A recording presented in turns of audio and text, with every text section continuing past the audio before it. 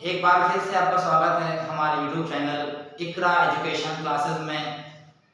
आज हम लोग इंग्लिश ग्रामर का जो सेकंड टॉपिक है वो पढ़ेंगे, यानी टॉपिक सेकंड। इससे पहले हम लोगों ने इंग्लिश ग्रामर के पहले टॉपिक में, पहले क्लास में हम लोगों ने सीखा ग्रामर के फंडामेंटल्स, यानी इंट्रोडक्शन ऑफ इंग्लिश ग्रामर। उसमें मैंने आपको समझाया था कि इंग्लिश ग्रामर को 3 हिस्सों में डिवाइड करते हैं। पहला हिस्सा होता है अल्फाबेट, दूसरा होता है स्पीच और तीसरा होता है ट्रांसफॉर्मेशन।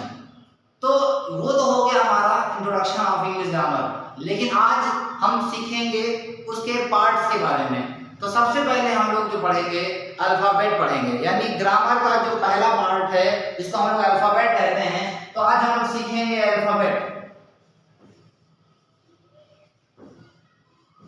अल्फाबेट यानी वर्णमाला, हिंदी में इसे हम लोग वर्णमाला कहते हैं, यानी वर्णों का समूह, अक्षरों का समूह। इसी तरह से इंग्लिश में भी है कि जो ग्रुप ऑफ लेटर्स होते हैं, जो ग्रुप ऑफ लेटर है, जो आपके 26 लेटर्स जो होते हैं इंग्लिश में, उन लेटर्स का जो ग्रुप होता है उसको हम लोग वर्णमाला यानी इंग्लिश में अल्फाबेट कहते हैं। तो इस अल्फाबेट के बारे में आज हम समझेंगे। सबसे पहले इसकी डेफिनेशन को जानेंगे हम लोग कि अल्फाबेट होता क्या है। लिखा हुआ है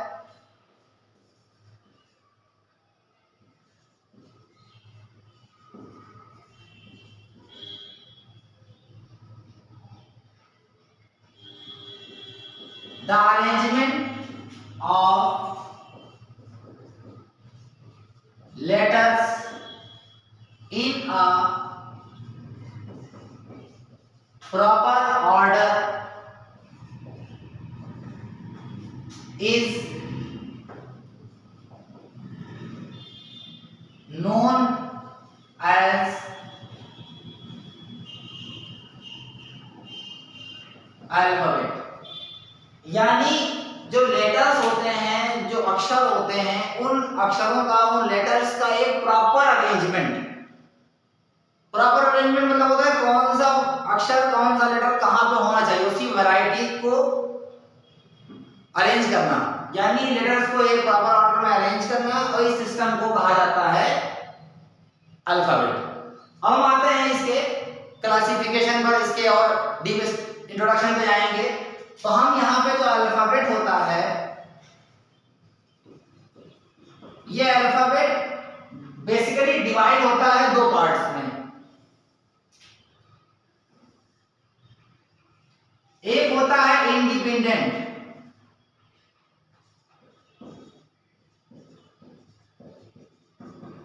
इंडिपेंडेंट, साउंड, और दूसरा होता है डिपेंडेंट साउंड।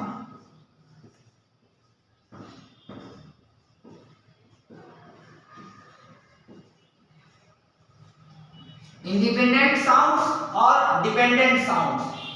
इंडिपेंडेंट यानी स्वतंत्र, ऐसे साउंड, ऐसी आवाजें, ऐसी ध्वनियां जो स्वतंत्र रूप से हमारे मुख से बाहर आती हैं। दूसरा होता है डिपेंडेंट। डिपेंडेंट इनको इसलिए कहा जाता है क्योंकि ये इन साउंड्स पर डिपेंड होती हैं। ये हम अभी पढ़ेंगे आगे इस वीडियो में, तो जानेंगे कैसे। तो इंडिपेंडेंट साउंड्स जो होते हैं इन्हें हम जानते हैं वॉवेल के नाम से, ठीक है, वॉवेल्स। और इन्हें कहते हैं कॉन्सोनेंट।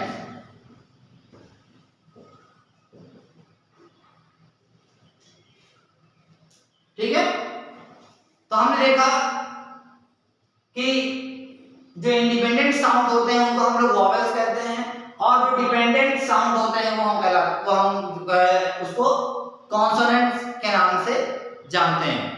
तो आइए देखते हैं। अब ये इंग्लिश की, हम लोग इंग्लिश ग्रामर को पढ़ रहे हैं, तो इंग्लिश ग्रामर में वॉवेल्स होते हैं 5, यानी जो स्वतंत्र ध्वनियां होती हैं वो होती है 5। कौन कौन सी?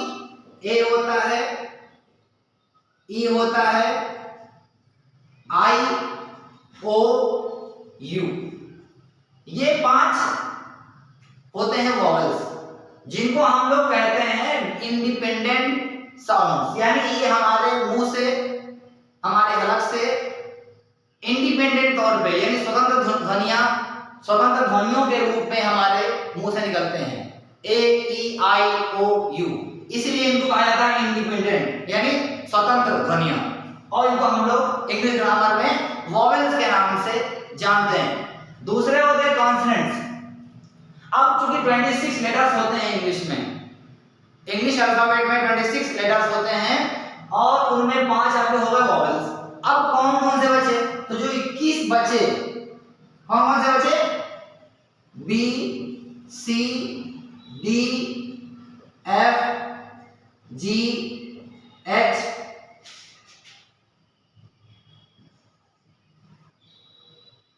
जे, K, L, M, N, P, Q, R, S, T, V, W, X, Y और जेड। ये जो आपके 26 हुए, काउंट कर लेंगे 1 2 3 4 5 6 7 8 9 10 11 12 13 14 15 16 17 18 19 20 और 21। तो ये जो 21 जो लेटर्स हुए ये कहलाते हैं कॉन्सोनेंट, जिनको हम लोग डिपेंडेंट। अच्छा, अब बात ये आती है कि इनको डिपेंडेंट क्यों कहते हैं। जैसा कि मैंने शुरू में बताया कि डिपेंडेंट मतलब होगा ये किसी न किसी पे डिपेंड है।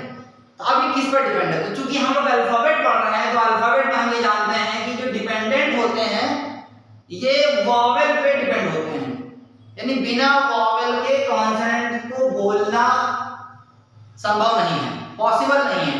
कैसे? अगर हमको पढ़ना है मान लीजिए बी, अब बी को पढ़ने के लिए जब मुंह से आवाज निकालेंगे तो बी निकलेगा बी, बी यानी बड़ी ई पाई। हिंदी में जब लिखेंगे तो बड़ी ई पाई आएगी, और बड़ी ई पाई मतलब होता है उसमें ई की आवाज आ रही है, ई की आवाज आ रही है, बी। हमको पढ़ना है एफ, एफ को जब हम पढ़ेंगे तो हमको लिखेंगे F, A for F. F में किसकी आवाज आई? ए की आवाज आई, यानी एफ को बोलने के लिए भी वॉवेल चाहिए। कौन सा वॉवेल चाहिए? ए चाहिए। इसके बाद मान लीजिए हमने मान लीजिए पढ़ा जेड, तो जेड, जेड तो ए की मात्रा आई, यानी इसमें भी ए आ गया। तो कहने का मतलब ये है कि आप जितने भी वॉवेल्स पढ़ेंगे, मान लीजिए वाई ले रहे हैं हम, वाई, वाई को पढ़ने के लिए हमें चाहिए आई, आई की आवाज आई ना, वाई, आई की आवाज आई। तो कहने का मतलब मेरा ये है कि बिना वॉवेल की सहायता के, बिना वॉवेल की हेल्प के हम कॉन्सोनेंट पढ़ नहीं सकते ना बोल सकते हैं। तो इसीलिए इनको कहा जाता है डिपेंडेंट साउंड्स, यानी ये डिपेंडेंट है। किस पे डिपेंडेंट है? ये इंडिपेंडेंट जो वॉवेल है उन पर ये डिपेंड है, इसीलिए इनको डिपेंडेंट कहते हैं। ठीक है, तो हम भी समझेंगे इंग्लिश अल्फाबेट यानी एक लेटर्स का प्रॉपर अरेंजमेंट। जो इंग्लिश के लेटर्स होते हैं 26, उनके प्रॉपर अरेंजमेंट को हम लोग कहते हैं अल्फाबेट। अल्फाबेट के दो सेक्शन होते हैं, एक होता है डिपेंडेंट यानी इसको हम लोग वॉवेल के नाम से जानते हैं, दूसरा होता है इंडिपेंडेंट, इसको हम लोग कॉन्सोनेंट्स के नाम से जानते हैं। वॉवेल्स आपके 5 होते हैं, ए ई आई ओ यू, जबकि कॉन्सोनेंट हमारे 21 होते हैं, B C D F G H J K L M N P Q R S T V W X Y और जेड। तो ये हमारे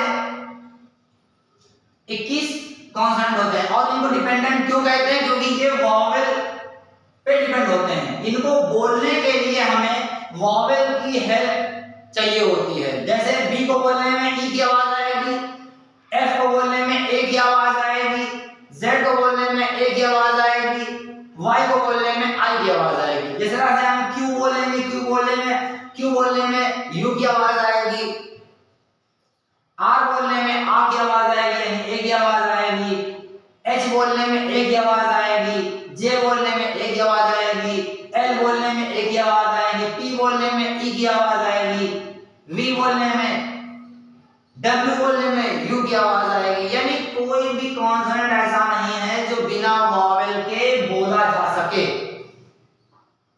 तो बच्चों आज हम लोगों ने सीखा ग्रामर का जो सेकंड टॉपिक है, जो सेकंड पार्ट हम लोगों ने पढ़ा। इससे पहले हम लोगों ने इंट्रोडक्शन सीखा था। आज हम लोग उस ग्रामर के पहले पार्ट को यहाँ पढ़ रहे थे अभी तक। तो उम्मीद है कि आपको समझ में आया होगा। आप अपनी राय कमेंट्स में दे सकते हैं ताकि हम इन वीडियोस को, क्लासेस को और ज़्यादा इम्प्रूव कर सकें। और मुझे उम्मीद है कि आप लोग कोऑपरेट करेंगे। आज के लिए इतना ही। अगली वीडियो में हम लोग ग्रामर का जो सेकंड पार्ट है, स्पीच, उसको पढ़ना शुरू करेंगे। तब तक के लिए गुड बाय, टेक केयर।